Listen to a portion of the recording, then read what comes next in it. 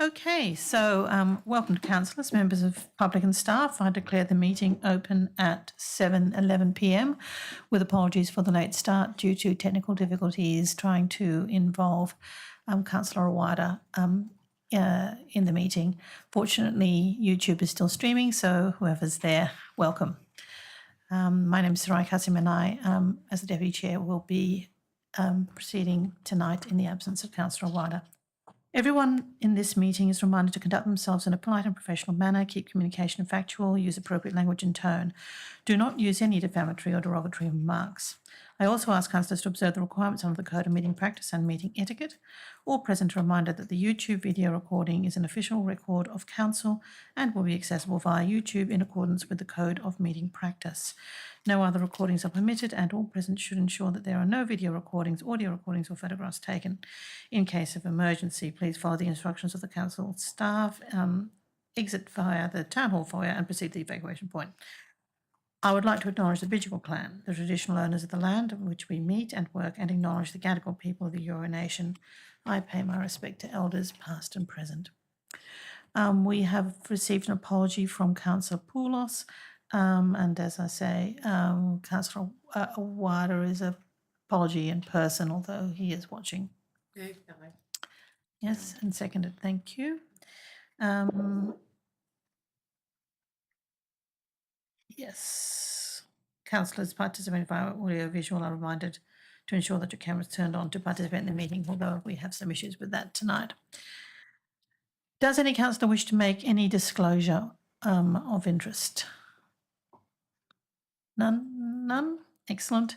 Can I ask two councillors who are present at the meeting to move and second the confirmation of the minutes? Councillor Rederhoff, seconded.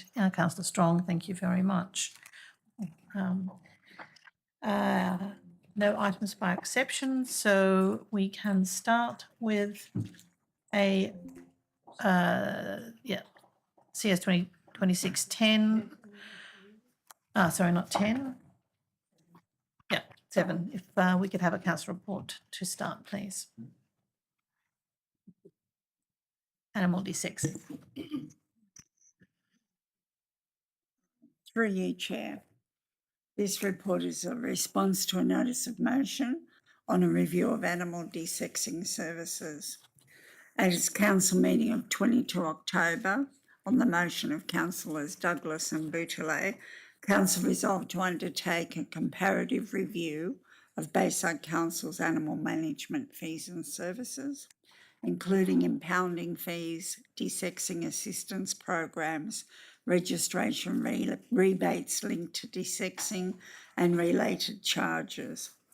The review was to benchmark Bayside against neighbouring and comparable metropolitan councils and report back in early 2026 with findings.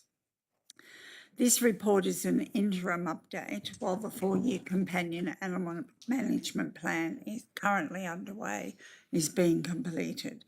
The plan will come back to this committee before June 2026.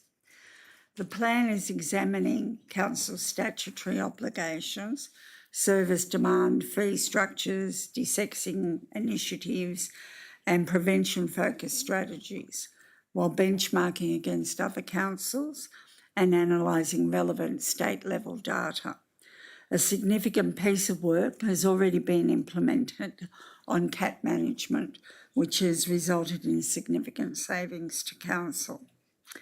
In the interim, council proposes to implement a targeted desexing assistance program in July as part of the National Desexing Network's National Desexing Month campaign. The program will partner with this network to provide subsidised desexing for eligible residents experiencing financial hardship and supporting responsible pet ownership and reducing stray and unwanted animals. Council proposes to allocate $20,000 from the savings from the animal impounding budget to fund this initiative, which is expected to support the desexing of approximately 200 cats. The program will prioritise eligible residents holding a pension, a concession card or healthcare card, and will require proof of residency within the Bayside LGA and concession eligibility. Outcomes and participation data from the program will inform the development of the companion animal management plan and future prevention-focused policy and funding decisions. We're requesting that the committee receive and note this update prior to the full report being returned to committee by June 2026. Great. Do I have a mover for this? And Councillor Redhall, second, the Mayor, Councillor McDougall. Yep. Any comments, any questions on this? Yes, Councillor Redhall. Thanks. Thanks for this. That sounds all good. Can I ask to update the recommendation bit with what's recommended today, like the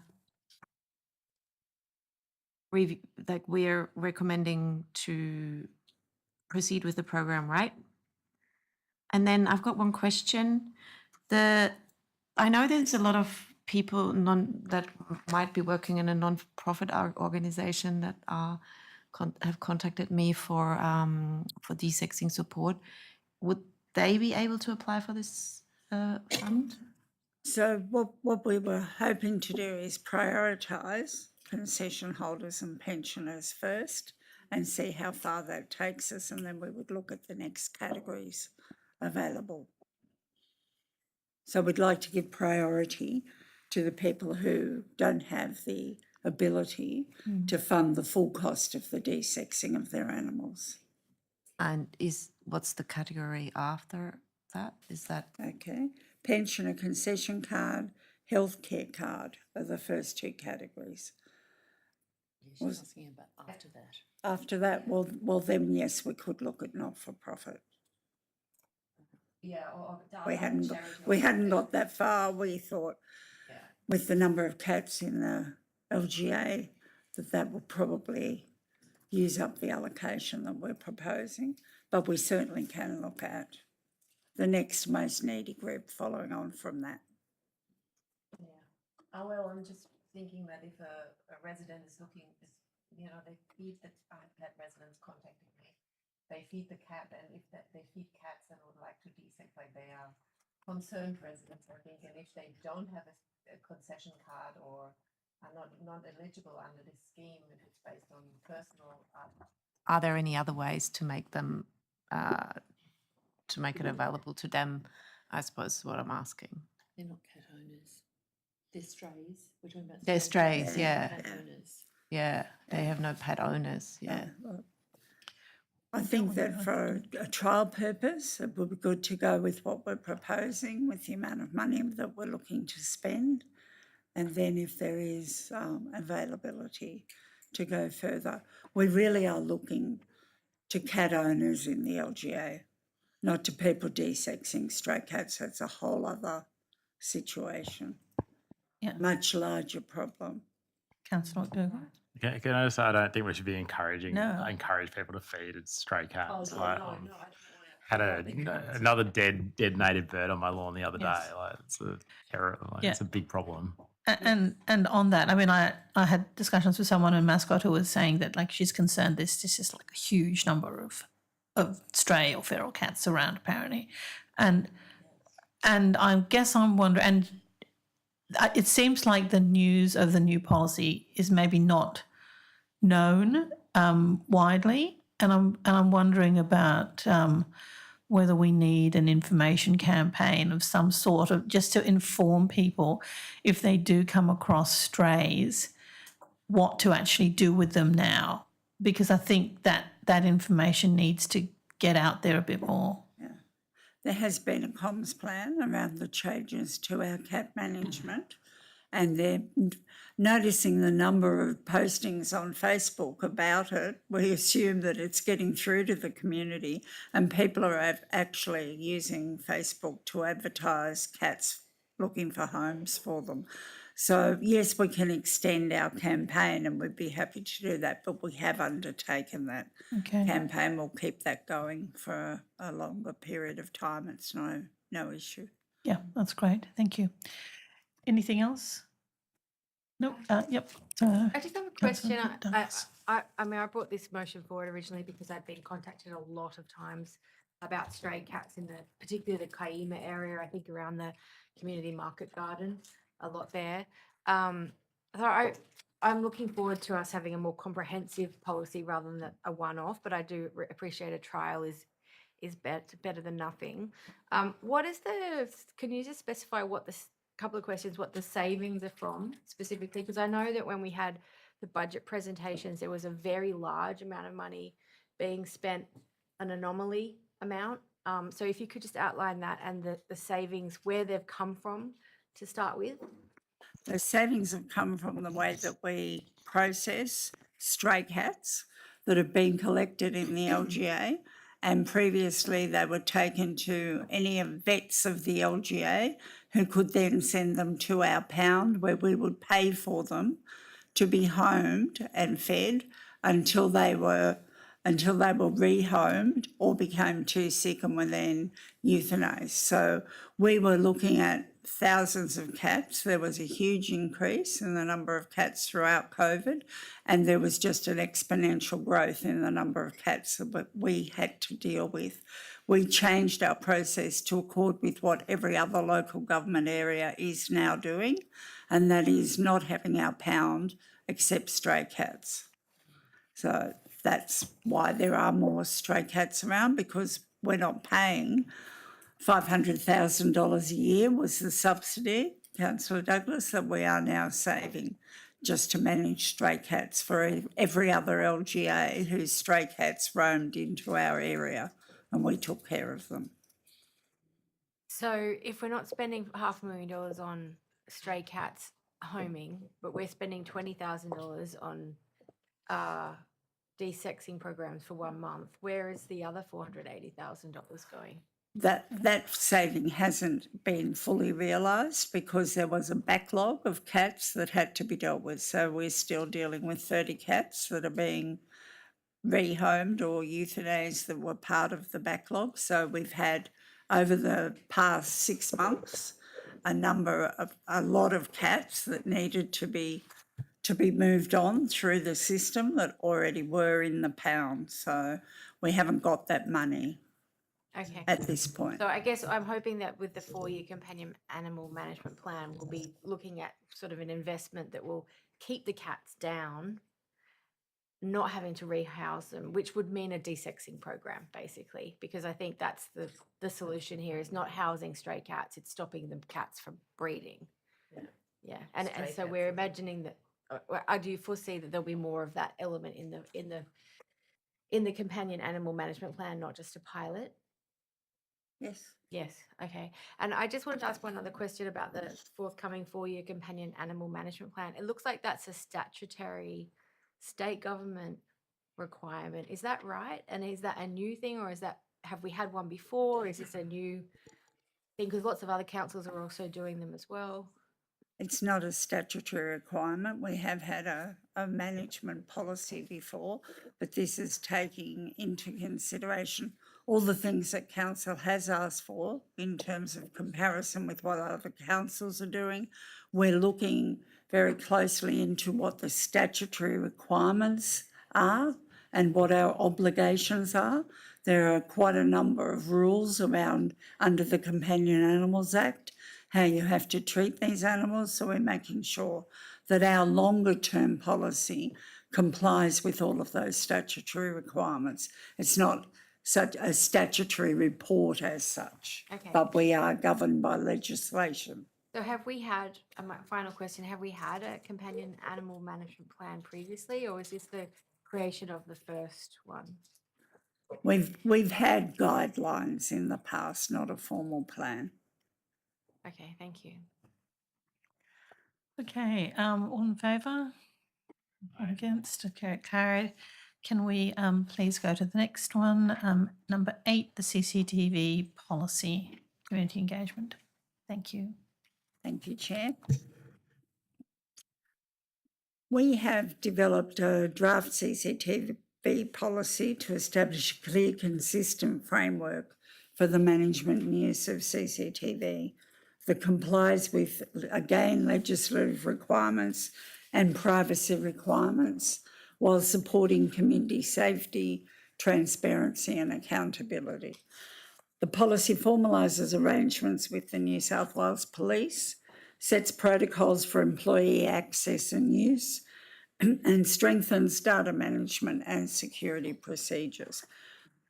This draft policy was endorsed by this committee for exhibition on the 24th of September 25 and was exhibited from 3 October to 3 November 2025 through the Have Your Say program, supported by community survey and promotion via e-newsletter and social media. The engagement process generated 371 page views, 67 downloads and 39 submissions.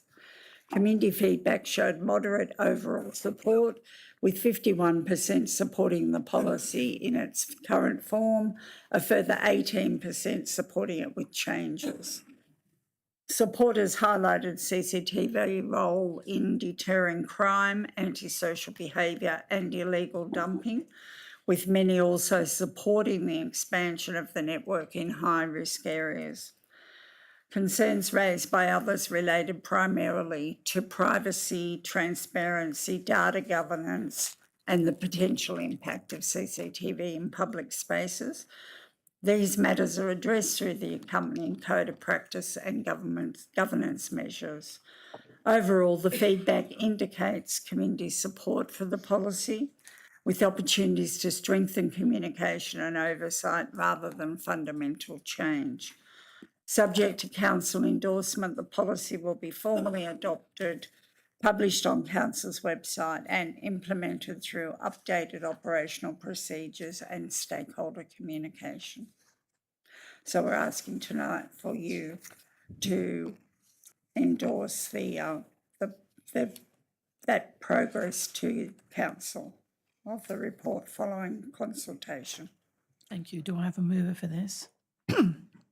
Is anyone moving this? Yes, Councillor Strong, seconded, and Councillor McDougall. Thank you. Thank you for the report. When I read through all the comments, I have to say some of them were pretty stridently concerned. I think most of them are addressed in the actual policy, except perhaps specific reference to face recognition and AI. Not sure if that was specifically addressed. And also just if you could confirm that in fact anyone who does have access to these videos will in fact have a working with children check, because that was another particular item. And it's not specified, but I presume that the authorised officers, I can't remember the actual terms for them, but the people who have access are required to have a working with children check. Through you, Chair. I'm not sure about the face recognition and AI response. I could take that on notice and come back to you. Sure. The working with children check is generally something that we require. It will almost be necessary for all of our staff. I would have soon. thought so. Yeah, there are really strict guidelines around who needs to have that check and who doesn't. So, yeah, anyone who's viewing footage, certainly have that check. Yeah. Does anyone else have any other comments or questions from this? Nope. Okay, all in favour? Aye. None against? Declare it carried. Thank you very much. We'll go on to the next one then. Which is, if I can find the page.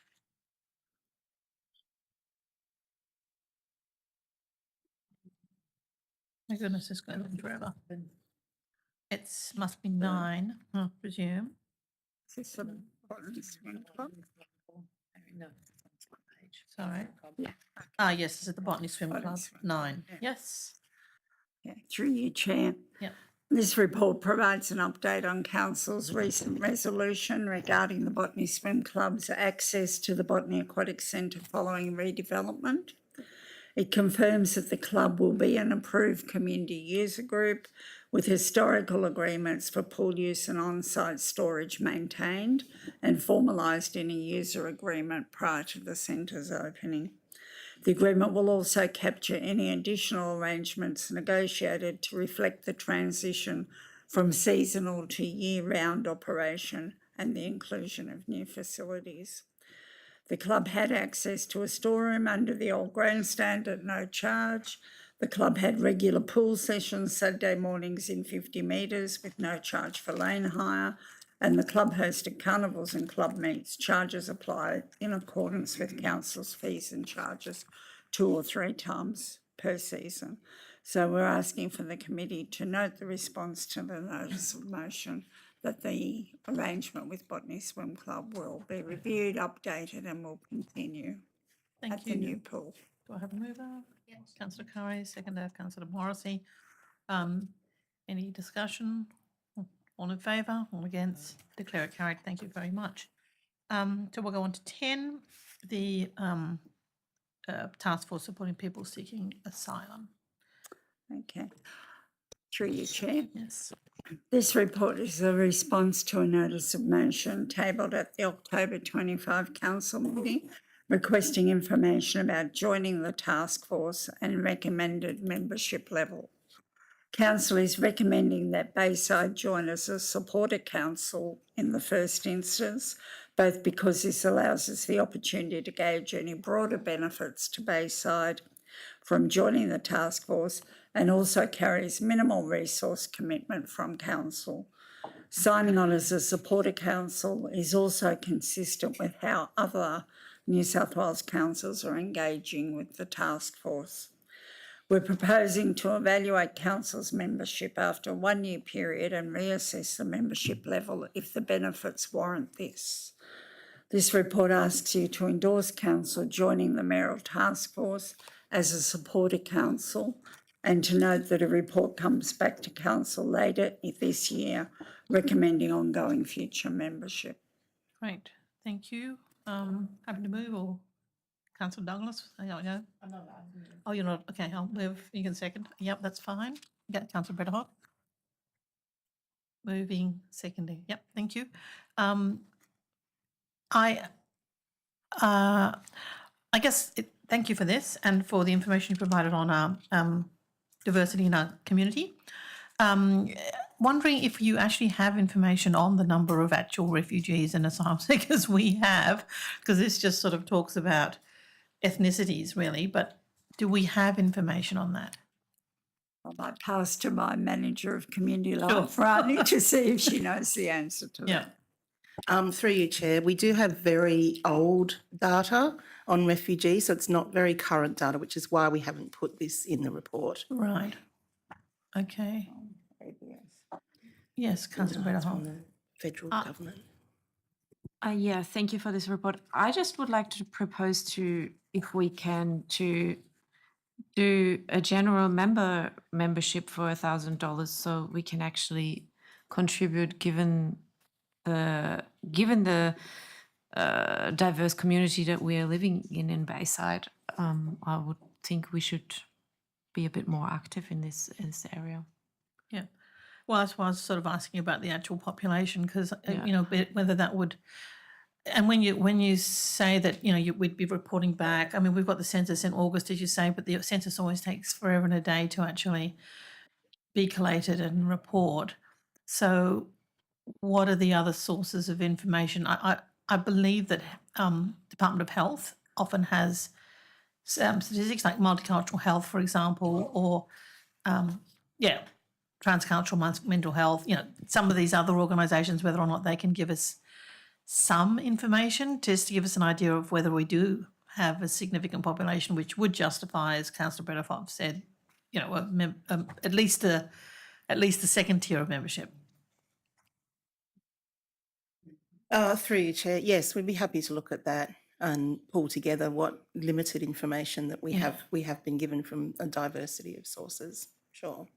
Yeah. So you've got like at the moment, yeah, okay. It makes it difficult for us to make a decision. Yes.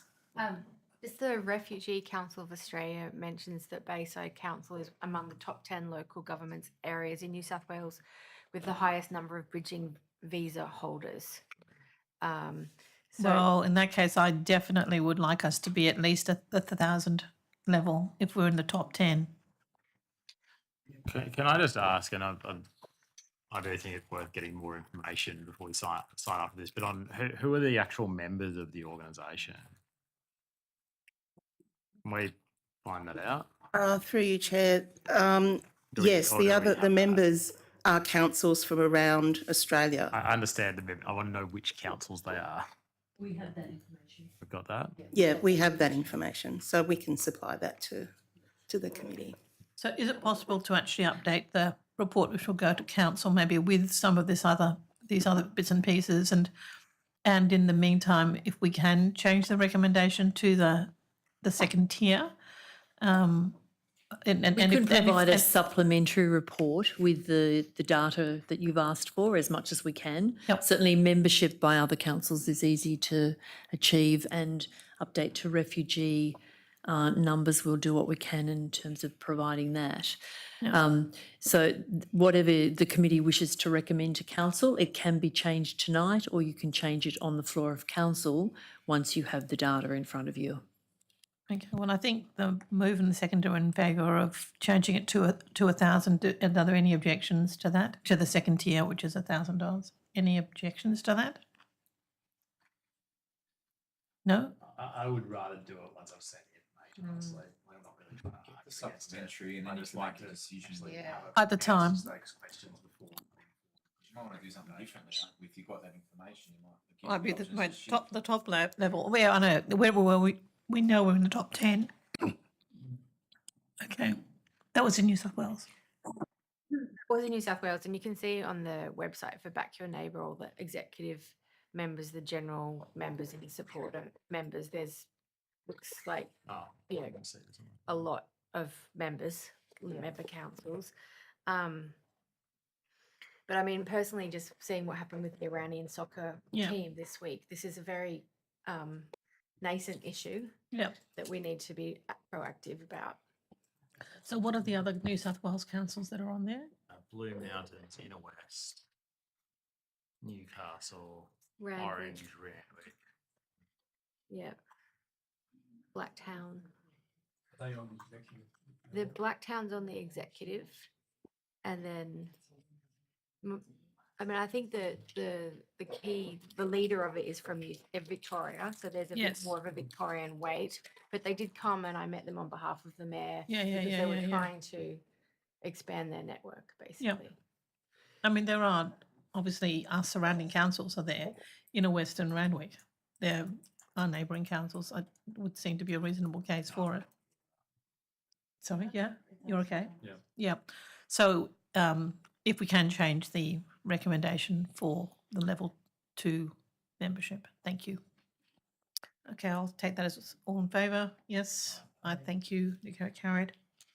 So we will go on to then 11, recognising First Nations history in our first contact. Through you, Chair. This report is a response to a notice of motion tabled at the August 25 council meeting, requesting that council consult with appropriate First Nations community members and the RAP working group to identify suitable locations to acknowledge Aboriginal people's enduring connection to country. The RAP working group members have overwhelmingly identified the Brighton Les Sands First Fleet Monument as the priority location for this, given there is already a timeline signage of the area's settlement and a First Fleet Monument on the site. This sign is currently being updated, so it's timely to include the updated wording for the timeline provided by the community members. An interpretive sign is also suggested, and staff will seek funding to achieve this in the next financial year. This report is to receive and note. Thank you very much. I'll move it, I guess. Any seconding? Yep, Councillor Brederhoff, thank you. I guess, thank you for that. I guess I'm really glad to hear that major monument, which is actually it's the first one people see when when they go down Bay Street, is the priority, and something will be done with that. I guess I'm still interested in what's going to happen with the rest. So this, when it talks about that being the first priority, I would still be interested in hearing about others. And I know you've previously presented, there's a couple of hundred, but many of them are probably pretty minor and tiny little, maybe even unnoticed things. But there may very well be others which are more significant. And so I guess I would like to propose, and I've sent it to governments, I don't know if you've got it, but a second point that a follow-up report be presented with a recommended annual program of dual signage for the remaining monuments commemorating colonial settlement in the LGA. Did you receive that? It was sent to governance, sorry. Yep. By email. Yep. Are you happy with that as a seconder? Yes. Yes, I am. Thank you. Any other comments? Yeah. I just wanted to note that the last council meeting that we had in the previous term, 24th of July 2024, I also put up a motion for First Nations recognition then as well, which hasn't necessarily been addressed yet. So we never got a report back on that. And there was also a secondary part of that, which asked that we get the minutes from the RAP as well. That was added as a amendment by Councillor Jansen at the time. So it's the notice of motion 12.12 First Nations recognition. Yeah, 24th of July 2024.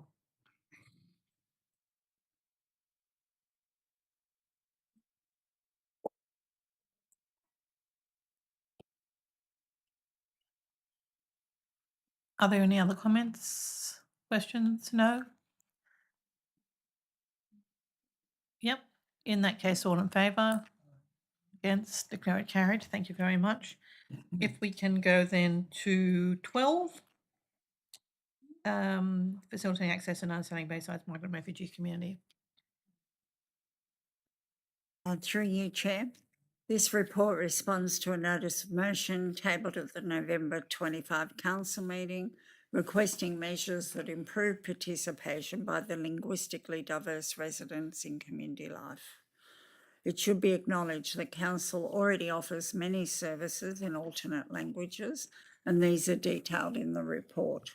Council documents can be translated into alternate languages upon request, and we propose to continue offering this service.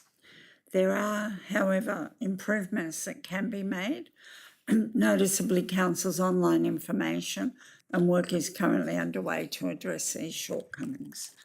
The suggestion for increased programming for linguistically diverse residents will be addressed by council officers in collaboration with community partners, including St George Historical Society, in facilitating tours of Lytton Hall. Other upcoming initiatives are in the report for receiving and noting. Thank you very much. I'll move. Anyone would like to second? Councillor Bretterhoff again. Thank you again for that. And yeah, it's great to hear about the health items and the other, there's lots of things happening. What is not mentioned there, which was in the original motion related to swim and water safety and to the Australian political system.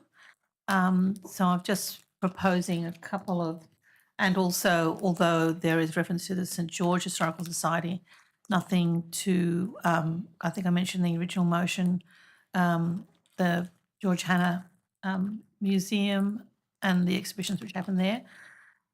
So I'm proposing 2 extra points which are up there. Thank you, governments, for putting them up. That council report on how interpreting educational sessions on swim and water safety and on the Australian political system can be delivered in Bayside, and that we report on options for incorporating interpretive sessions for exhibitions at George Hanna. Are there any objections to that? No? Any other comments from anyone? Questions, anything? All good? Yeah? All in favour? One against? Okay, carried. Thank you very much.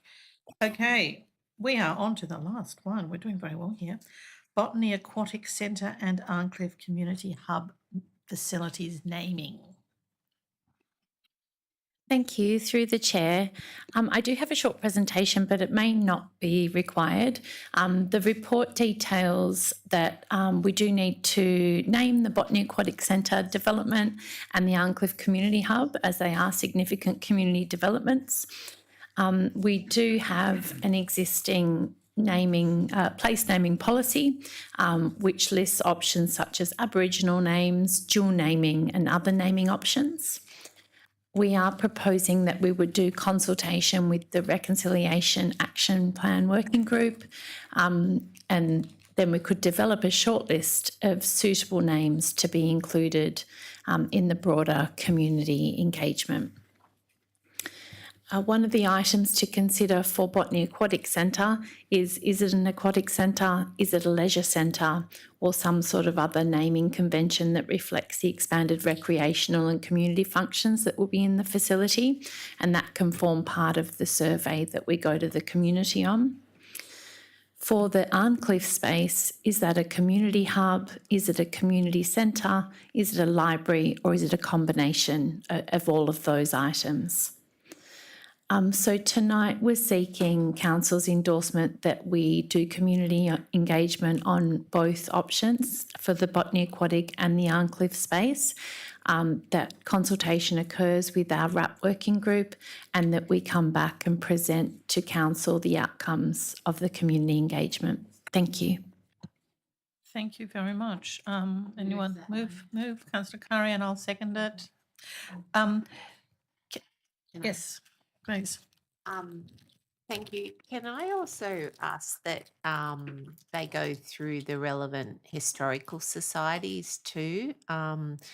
Just because there's a lot of history probably, particularly in the Botany Aquatic Centre, and I think it would just be good to have their input too, please. Absolutely. Thank you. And just to confirm, yes, just the order of business. So we will go to the RAP committee and the historical societies first, get their, if you like, ideas on names, and then consult on those. Is that the order? Through the chair, yes, we propose going to the RAP group and our key stakeholders, for instance, the Historical Society and other key stakeholders. Then we would put options out for a community survey. Great, thank you. All right, any other questions or comments? I just also comment that I'd say that, you know, particularly for the aquatic centre, the Arncliffe community is a new centre, but existing user groups, you know, the swim club and all that, like. Yeah. All right, so all in favour? All against? Declare it carried. Thank you very much. Thank you, and I declare the meeting closed at 7:49. We'll take a short break and then we'll start performance. Thank you.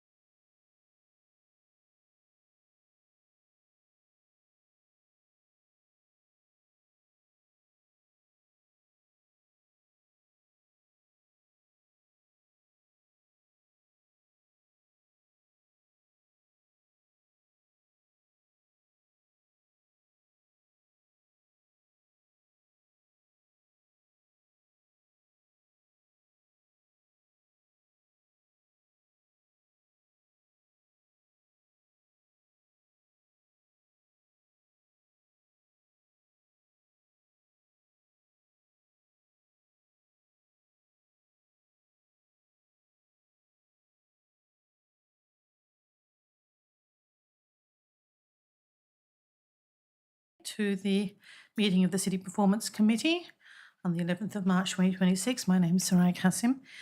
I welcome all councillors, members of the public and staff. I declare the meeting open at 7:55 p.m. Everybody at this meeting is reminded to conduct themselves in a polite and professional manner, keep communication factual, use appropriate language and tone. Do not use any defamatory or derogatory remarks. I also ask councillors to observe the requirements under the Code of Meeting Practice and Meeting Etiquette. All present are reminded that YouTube video recordings and official recording of council will be accessible via YouTube in accordance with the Code of Meeting Practice. No other recordings are permitted, and all present should ensure that there are no video recordings, audio recordings or photographs taken. In case of emergency, please follow the instructions of the council staff, exit via the town hall foyer and proceed to the evacuation point. I'd like to acknowledge the Bidjigal clan, the traditional owners of the land on which we meet and work, and acknowledge the Gadigal people of the Eora Nation. I pay my respects to elders past and present.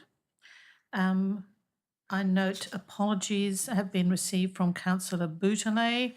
Are there any other apologies? No? And Councillor Sarabanovsky, thank you. And no leave of absence.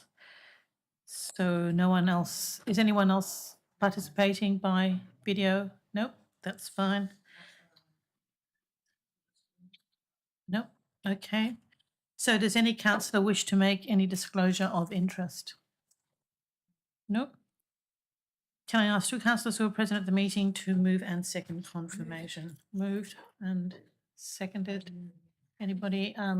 So moved Councillor Weatherhoff, seconded Councillor Douglas. On favour, against, declare it carried.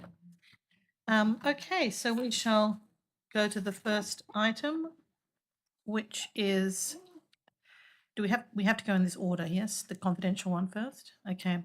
The Brighton Pavilion. Outcomes of procurement. Is it possible to do a report, a public report? Yeah, thank you. Through the chair. The Brighton Pavilion is located on the Grand Parade at Brighton the Sands. The building has experienced, there we go. The building has experienced persistent water ingress over many years. Just in terms of a bit of background on the project, to address the issues, we've established two remediation projects. Project 1 being the terrace and waterproofing, and Project 2 will be the concrete cancer repair works. To enable the property to be released, a scope of essential works has been developed and included in the confidential attachment, so I won't go through the detail of that. However, this will be Project 3, and that will include a marketing campaign to release the former Les Sands area and also to defit that space. Tender submissions were received for Project 1 being the terrace and waterproofing. We received 3 submissions. That was open from the 13th of January to the 3rd of February. And tender submissions received for Project 2 for the concrete repairs. That was also open for a similar period of time with 2 submissions received. It is recommended that for Project 1, the waterproofing, that we engage the contractor Boylston Proprietary Limited. They've provided a thorough construction plan and they're very well scoped in delivering in live environments, such as this one where there's pedestrian safety to be concerned about, and also that we do have tenants in the space.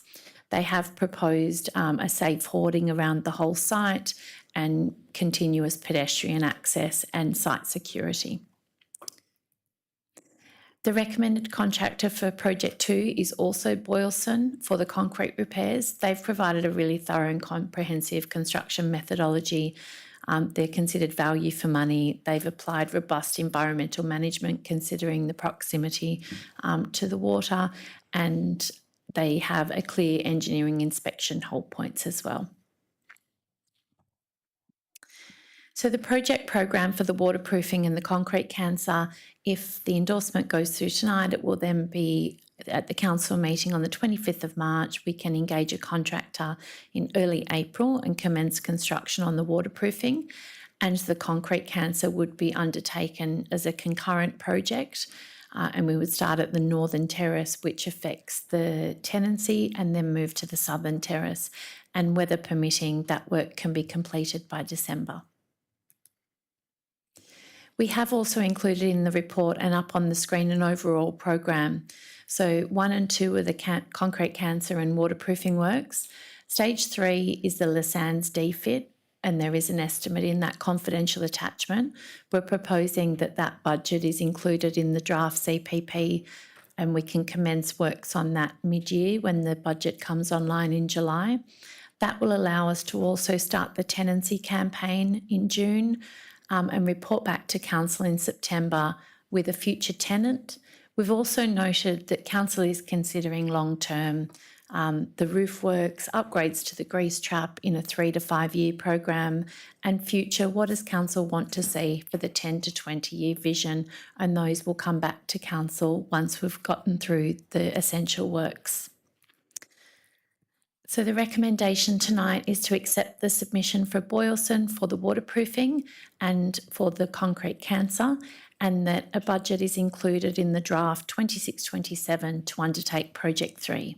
Thank you. Fantastic, thank you. Do I have a mover, a mayor and seconder? Is Councillor Douglas? Any discussion? No? Yes, Just in relation to the hoarding, Yeah. can we just make sure that that's just not black and it's not a graffiti target? Let's put some artwork or something, whatever. We've had which should be standard practice now with council. Thank you. yeah, exactly. Absolutely, thank you.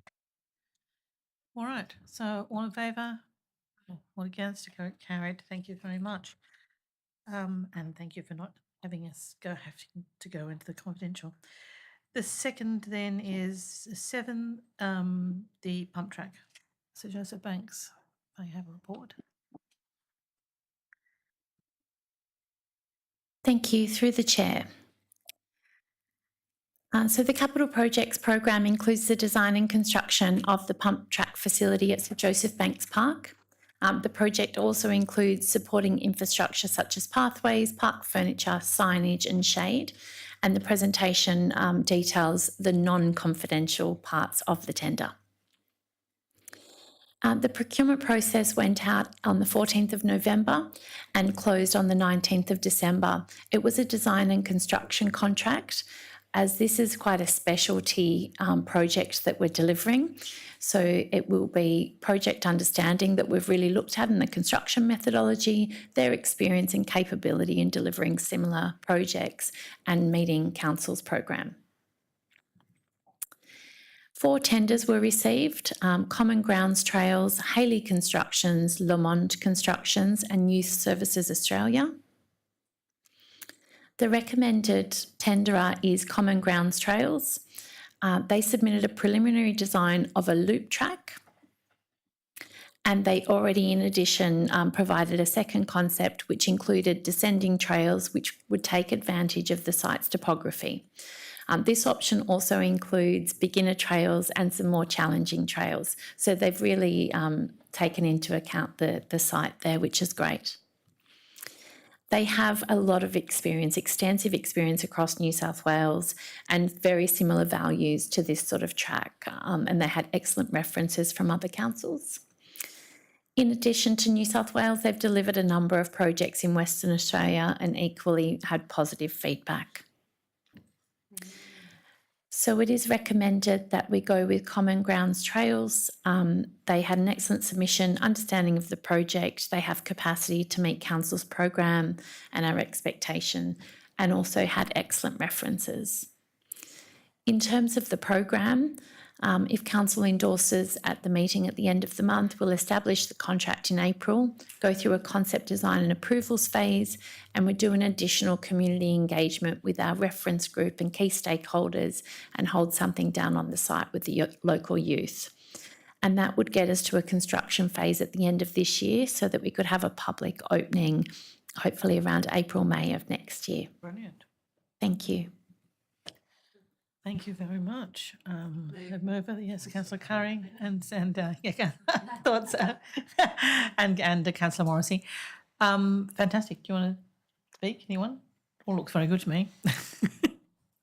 Yeah, look, I think there's been a lot of work gone into this project and I think it's landed in a really good place. So just want to commend you and your team and the work that you've done and also acknowledge the community reference group too, which was really helpful in getting the design right. And I like the idea that we're going back out again on site and just to really get those nuances. And I think the opportunity to do those other connections because it's, you know, of the type of park that it is, it's really good. So well done. Exciting. Yeah. Yeah, I'd also like to really congratulate you, especially on that extensive youth input. It was fantastic to see all those designs which they put in, and yeah, I think it's a good example of community consultation, as well as, by the looks of things, an excellent outcome and a good choice of a competent provider. So well done. Any other comments or all in favour? All against? Declare it carried, and congratulations. Thank you. Okay, we are on to 8, the big operational plan 6-month progress report. Councillor, yeah.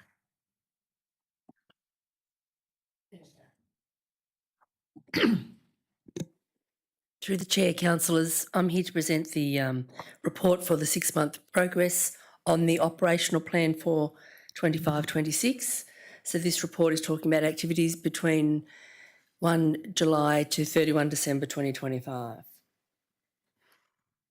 As you are aware, the Integrated Planning and Reporting Framework guides us in our planning and reporting on our different community priorities. Our operational plan, which is a 1-year plan, includes our budget and detailed actions, and we must report on that every 6 months. This report is the first of that 6 monthly. It's reporting on the 255 operational plan actions, and they are based on the 4 themes from the Community Strategic Plan.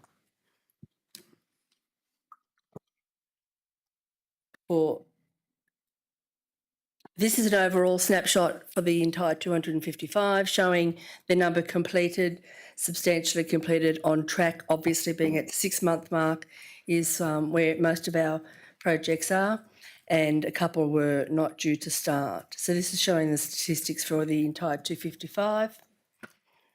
And now I've gone down to each theme. In the report, it has details against all of the actions or commentary against all of the actions. It also includes a highlights page, which is snippets from all of our community newsletters or social posts about the activities that we have achieved during that 6-month period, to highlight to the community the fun things that we've been doing. So theme 1 is livable and vibrant. Theme 2 is connected and feel like they belong. Theme 3 is green and resilient, and it's showing the Project Planet Day, etc., that we've been very successful. And theme 4 is financially sustainable and supporting a dynamic local economy. So that's the breakdown of how all those actions are moving towards those, delivering those themes for our community.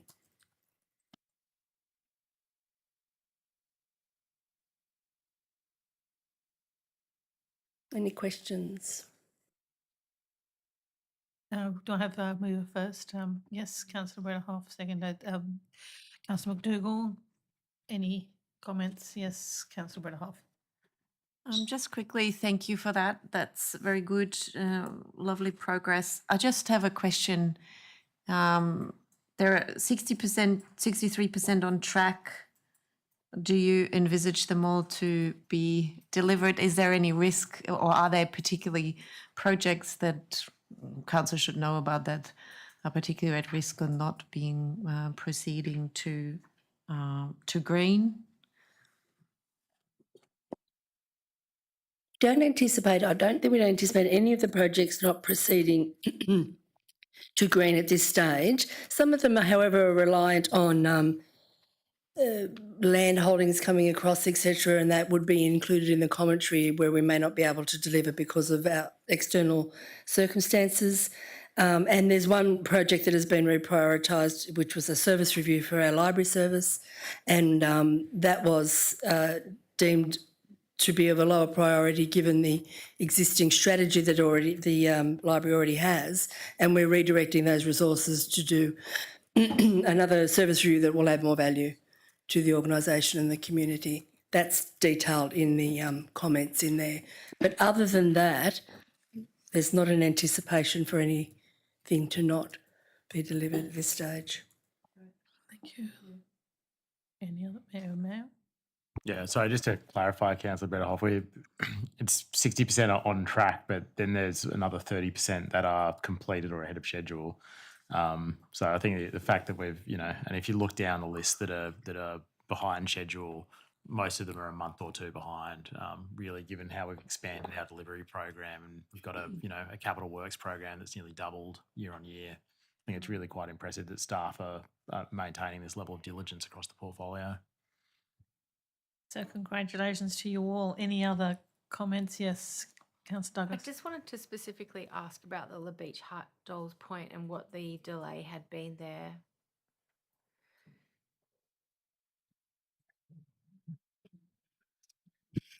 Through the chair, we did have to undertake a planning proposal as there was no approval in place to have a cafe restaurant in an RE1 zone.